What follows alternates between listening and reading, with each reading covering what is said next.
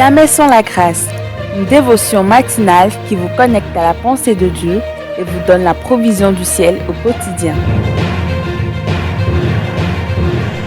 Bonjour chers amis, chers internautes, nouvelle journée, nouvelle provision. Bienvenue dans cette quatrième dévotion de cette semaine. Que Dieu vous bénisse.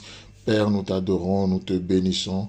Merci parce que non seulement tu nous as donné le Fils qui est venu, qui a donné sa vie pour nous, qui a accompli l'œuvre la plus parfaite de l'univers, mais aujourd'hui, tu nous as donné aussi l'Esprit Saint qui nous amène dans une vie de révélation, non seulement pour que nous puissions comprendre les Écritures, mais pour que nous puissions aussi apprendre à marcher dans l'obéissance avec toi.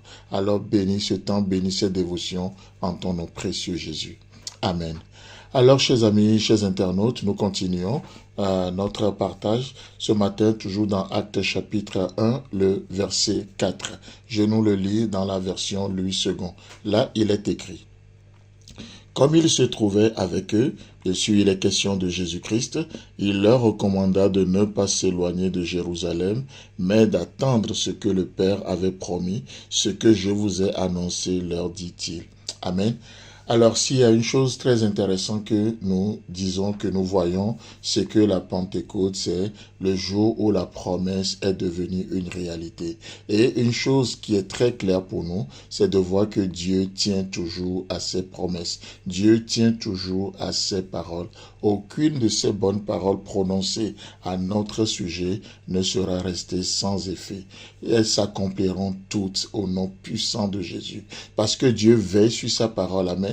C'est beau de voir que notre Dieu, celui qui fait la promesse, il est capable de l'accomplir. Il ne fait pas la promesse basée sur les êtres humains que nous sommes, mais il fait la promesse basée sur qui il est.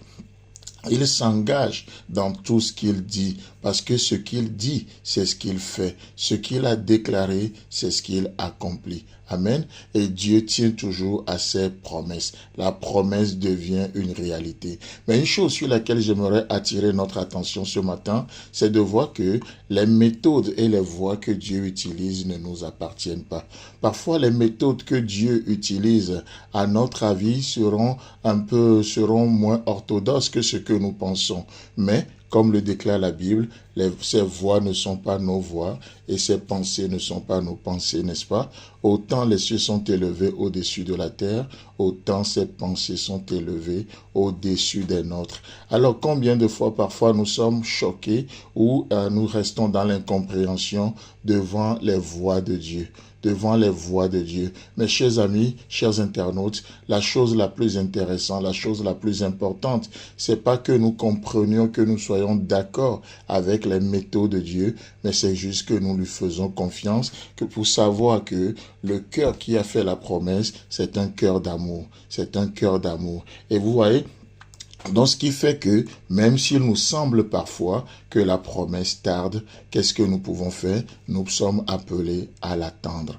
À l'attendre. Comme nous le dit Habakkuk, si la promesse tarde, pas parce qu'elle va tarder, mais elle parle du point de vue de l'homme, parce que ce que Dieu dit ne tarde pas. Il a fixé un temps. Et ce qu'il dit tend déjà vers son accomplissement. Mais parfois pour nous les humains, parfois nous les hommes, étant dans la chair, il nous semble que cela tarde. Et Habakkuk nous dit, si la promesse tarde, attends-la, parce que le temps est déjà fixé. Le temps de son accomplissement est fixé. Oh, mais aujourd'hui, dans un monde fast-food, au lieu de lire ce verset, si la promesse tarde, attends-la, nous serons tentés de le déformer. Si la promesse tarde, attaque-la. Et combien de personnes n'ont pas attaqué la promesse au lieu de l'attendre? Parce que ce que Jésus dit à ses disciples ici, c'est d'attendre, attendre.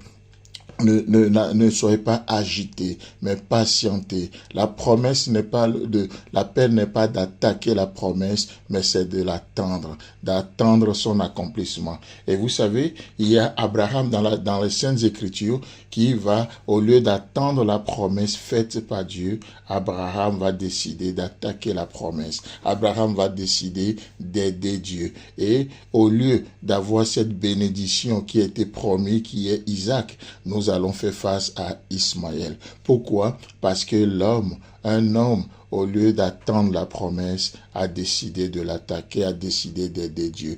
Oh, combien dans nos vies nous produisons, nous donnons des naissances à des Ismaël, à des plans seconds, à des plans B dans nos vies, alors que Dieu nous appelle au plan A, à l'unique plan, à sa volonté. Chers amis, chers internautes, aujourd'hui, vous et moi sommes appelés à attendre la promesse et même lorsque nous ne comprenons pas les méthodes de Dieu, comme l'a si bien dit un homme de Dieu avisé, même si vous ne comprenez pas ce que fait la main de Dieu, faites confiance à son cœur. Que Dieu vous bénisse.